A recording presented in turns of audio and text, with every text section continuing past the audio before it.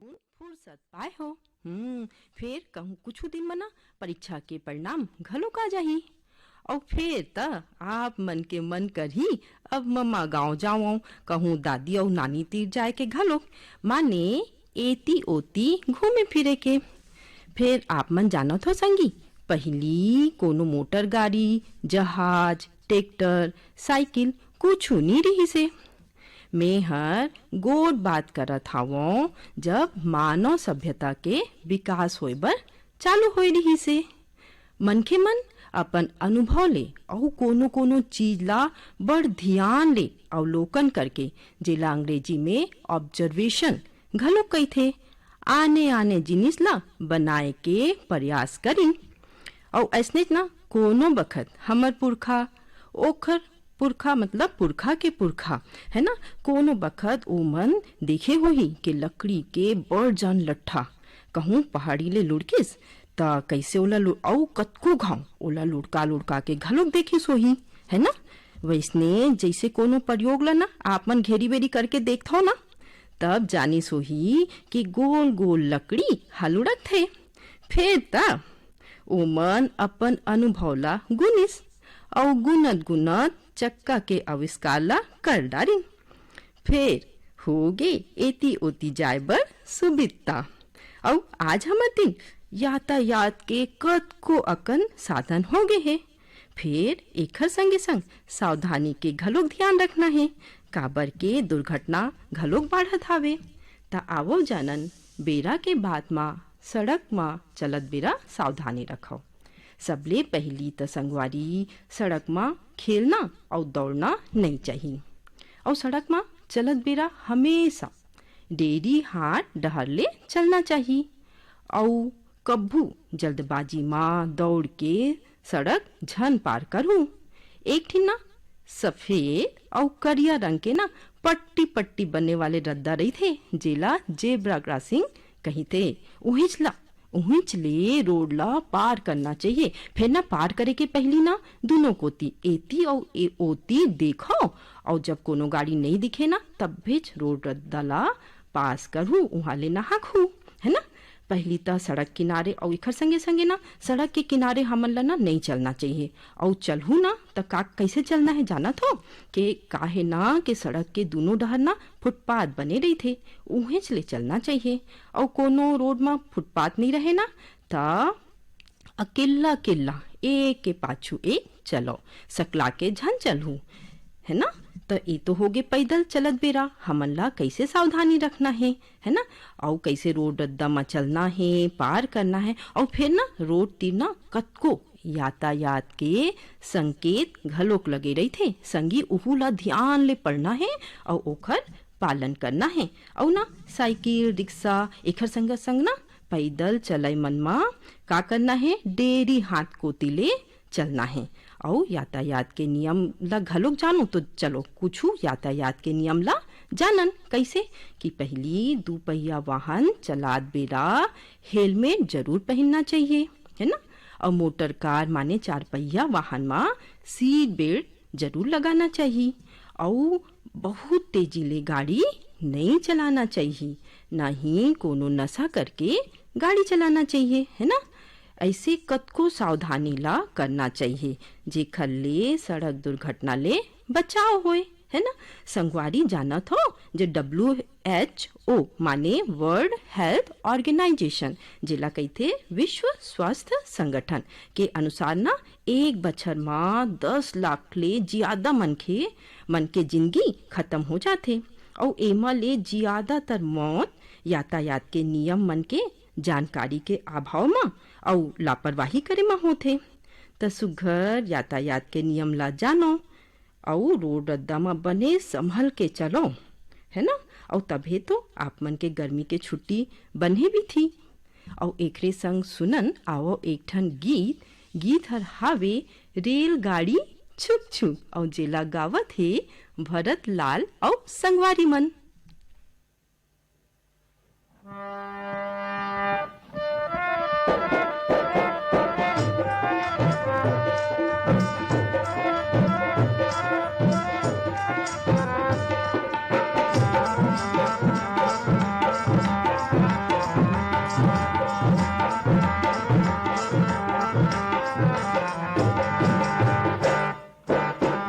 रेलगाड़ी छुक छुक रेलगाड़ी, रेलगाड़ी छुक छुक रेलगाड़ी, रेलगाड़ी छुक छुक रेलगाड़ी।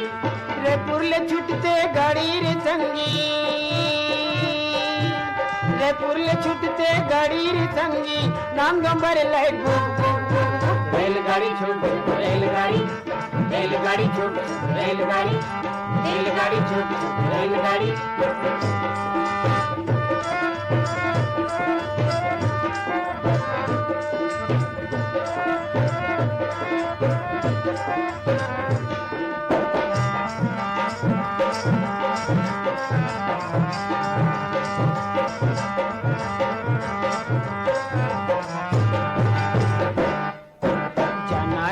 भोपाल रे मैं कैसे टिकट कटाऊं, जाना है मोला भोपाल रे मैं कैसे टिकट कटाऊं।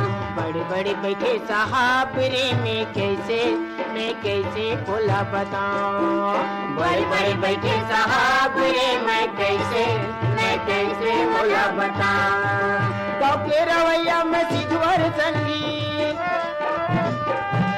गाँव के रवैया में सिद्धवर संगी, युवा करते धूप धूप धूप धूप। रेलगाड़ी छुप रेलगाड़ी, रेलगाड़ी छुप रेलगाड़ी। रे पुरले छुटते गाड़ी रे संगी, रे पुरले छुटते गाड़ी रे संगी, नाम नंबर लाइट बुक बुक बुक बुक। रेलगाड़ी छुप रेलगाड़ी, रेलगाड़ी छुप रेलगाड़ी।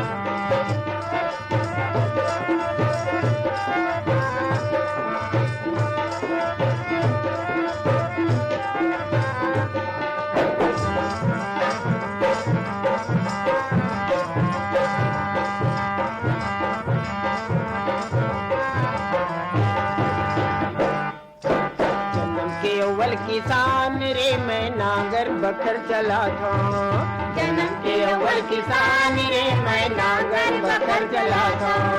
कान के बड़े बड़े चोंगीला मैं झोला यागिम जला था, कान के बड़े बड़े चोंगीला मैं झोला यागिम जला था। कमरा कुमड़ी ओढ़े रे संगी,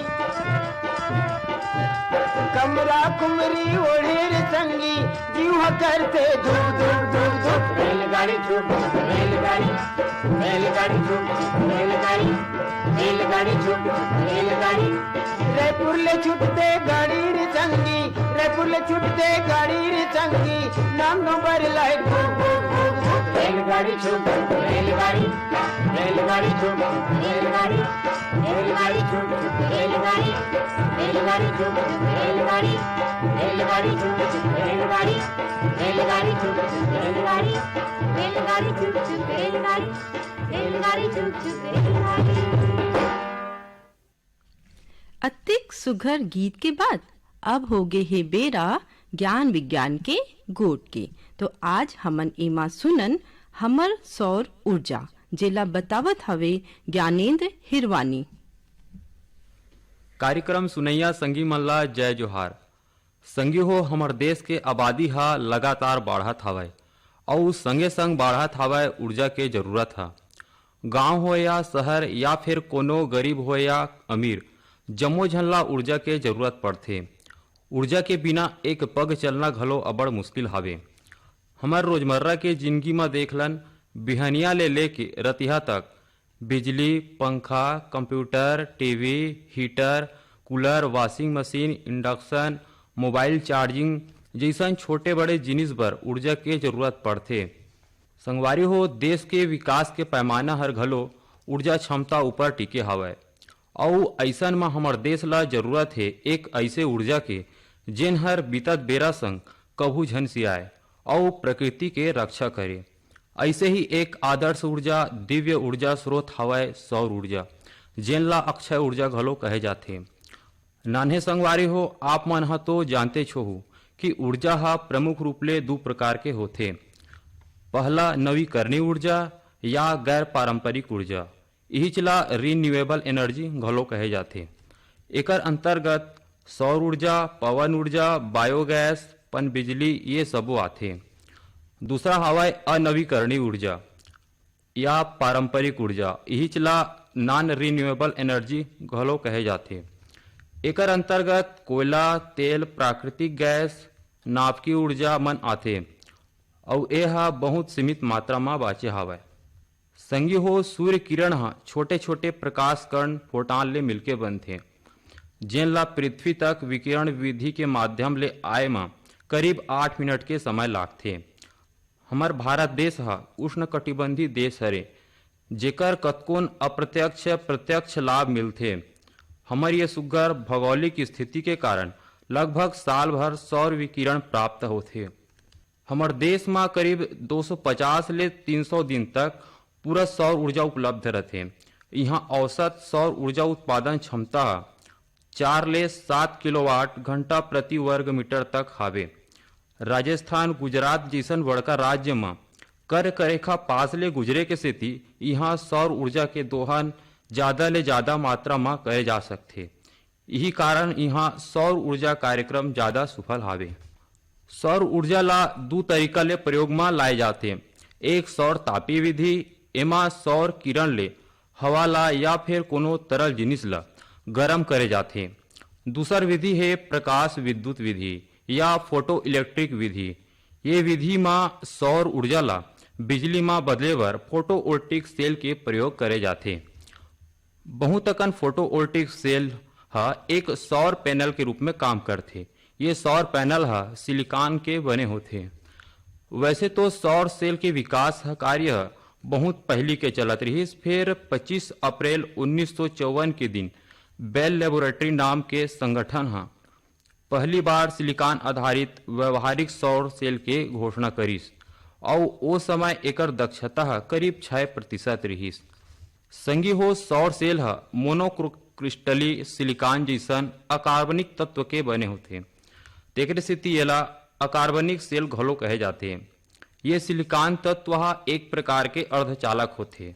अर्धचालक के गुण होते कि सामान्य ताप में कुचालक, फिर ताप बाढ़े ले सुचालक के रूप में काम करते।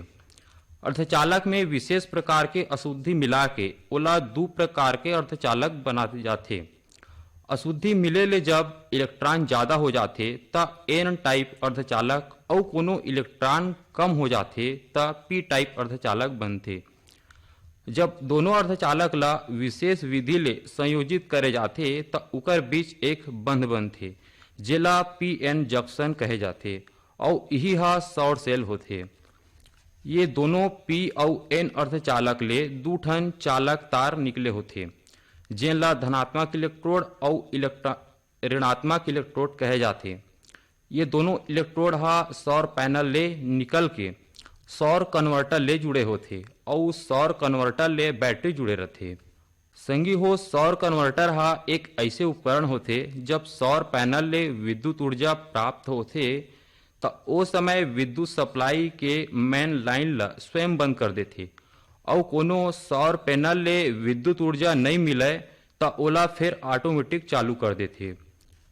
जब सौर पैनल के विद्युत ऊर्जा घरेलू उपयोग ले ज्यादा हो जाते तो ओ बेरा बैटरी ला चार्ज कर देते। ये बैटरी बैकअप के काम करते और ए ढंग ले सौर ऊर्जा ले सौर लालटेन, सौर जल पंप, सोलर कुकर, जल उष्मन और फोटोवोल्टिक सेल के माध्यम ले सौर ऊर्जा के उपयोग कर सकते हैं। संगी हो आजकल कार्बनिक सौर सेल के खोज करे गए है, जे सिलिकॉन सौर सेल ले 10 गुना पतला होते। एला कार, हवाई जहाज, घर के खिड़की मन में घलो आसानी ले लगाए जा सकते। सुनैया संगवारी हो, एक डहर हमर जिंदगी में ऊर्जा की जरूरत सरलगा बाढ़त हवय त उहें दूसर कोती बाढ़त आबादी बर ऊर्जा पूरा करना देश और सरकार के आगू चुनौती बन गए है। ये चुनौती ला स्वीकार करत हमर सरकार बेरा बेरा में बहुत अकन योजना और कार्य के माध्यम ले ऊर्जा बचाए, ऊर्जा बनाए के प्रयास सहयोग करत है। जैसे आदित्य सौर शाला के माध्यम ले सौर नवीकरणीय उपकरण के बिक्री, रख रखाव, मरम्मत, प्रचार प्रसार जैसन प्रमुख कामकाज होवत हवय। कुसुम योजना यानी किसान ऊर्जा सुरक्षा उत्थान महाअभियान के माध्यम ले सरकार लागत के करीब 60% राशि ला प्रदान करत है, जेमा किसान अपन भूमि में सौर ऊर्जा पैनल लगा सकते। ऐसे ही सौर सुजला कार्यक्रम, सौर तापी कार्यक्रम, राष्ट्रीय उन्नत चूल्हा कार्यक्रम, एकीकृत ग्रामीण ऊर्जा कार्यक्रम जैसन कतकोन शासकीय कार्य योजना चलाए जात हवय। संगी हो, भारत और फ्रांस के संयुक्त प्रयास ले अंतर्राष्ट्रीय सौर गठबंधन बनाए गए हे, जेकर मुख्यालय गुरुग्राम हरियाणा हरे। ये संगठन में 68 देश शामिल हवय। सौर ऊर्जा ऊपर आधारित शोध ला बढ़ावा देना और नवा तकनीक के उपयोग करके सौर ऊर्जा संरक्षण और सदुपयोग पर सुघ्घर रद्दा गढ़ना ये संगठन के प्रमुख उद्देश्य हवय। यही दिशा में हमरो राज्य में सौर ऊर्जा नीति 2017 ले लेके 2027 तक तय करे गए है। 23 मई 2001 के दिन क्रेडा यानी छत्तीसगढ़ अक्षय ऊर्जा विकास अधिकरण के स्थापना करे गए है। एकर ले ये दिशा में जोरलगहा प्रयास चलत हवे। कार्यक्रम सुनिया संगवारी हो, बूंद बूंद में घड़ा भरथे। ऊर्जा संरक्षण के प्रयास करत हमन ला नवीकरणीय ऊर्जा स्रोत जैसन सौर ऊर्जा के ज्यादा ले ज्यादा दोहन करके नवा रद्दा सिरजाना चाहिए और पारंपरिक ऊर्जा जैसन कोयला, पेट्रोल, तेल ला बचा के चलन, जेकर ले अवैया पीढ़ी के भविष्य हा सुनिश्चित रहे और विकास के नवा रद्दा गढ़ सके। धन्यवाद। संगी, जानियो ना सूरज के हमर जीवन में कत्तेक महत्तम है। एला आप मन ला बताइन ज्ञानेन हिरवानी जी। औ आवो सुनन एक ठिन बाल गीत है किरण संग खेले, और जिला गावत है रीना, शीला, सरिता और संगवारी मन।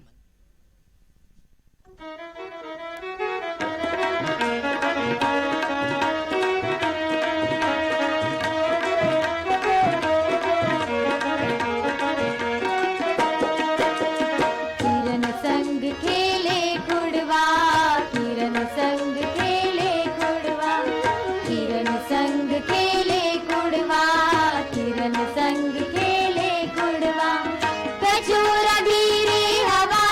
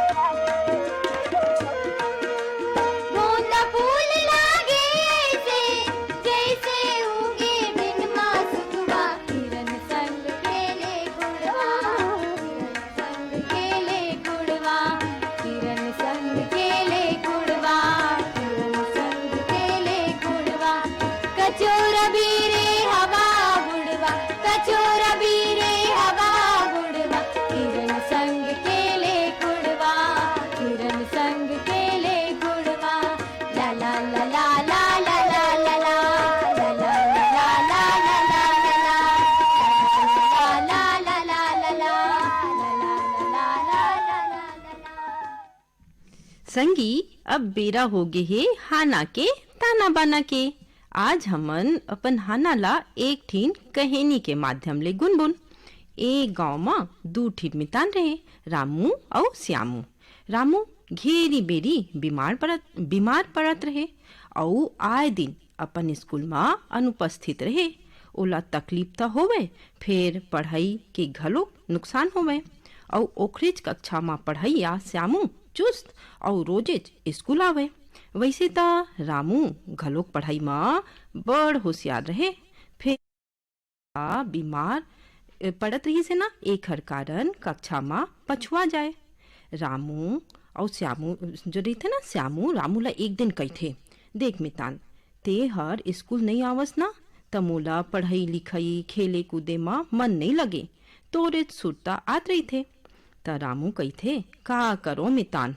फिर श्यामू चेता थे, देख रामू ते सुबह बिहनिया उठ, थोड़कून कसरत व्यायाम कर और सुघर नहा धोए कर और कुछ खाए पिए के पहली ना हाथ ला साबुन ले धोए कर। काबर के तो थोड़कून लापरवाही के चलत ते घेरी बेरी बीमार होथस। चल फिर काली लेना मैं तोला बिहनिया कुन कसरत व्यायाम करे बर बुलाएला।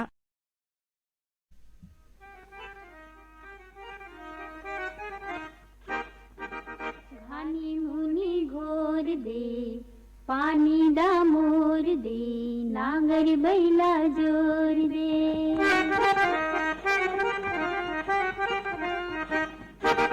घानी मुनी घोर दे, पानी डामोर दे, नांगर बैला जोर दे। हमर भारत देश का भैया दही दूध मां मोर दे। घानी मुनी घोर दे, पानी डामोर दे, नांगर बैला जोर दे। हमर भारत देश का भैया दही दूध मां मोर दे। घानी मुनी घोर दे, पानी डामोर दे, नांगर बैला जोर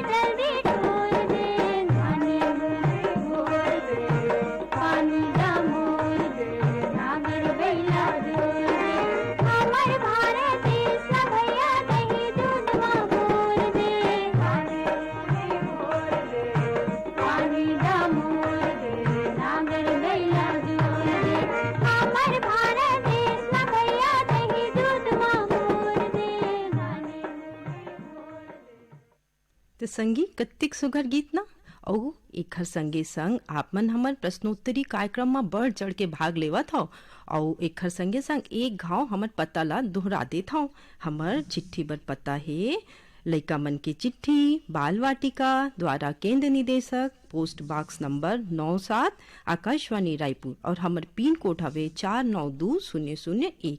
और ईमेल बर हमर पता हवे अंग्रेजी के छोटे अक्षर में आप मन ला लिखना है राय लइका मन के चिट्ठी 14@gmail.com। तो संगी अब हो गए है जाए का बेरा। सुघर अपन नानी दादी चाचा मम्मा के घर जाओ और अपन सियान मन के जीवन के अनुभव ओखर किस्सा कहानी ला सुनत सुनत अपन ज्ञान ला बढ़ाओ। और छुट्टी में ना घलोक हमर जो खेल है ना घर गुंदिया पिट्ठोल बिल्लस गिल्ली डंडा ओला खेलत खेलत अपन छुट्टी बिताओ। और देवो विदा अपन दीदी अंजुला।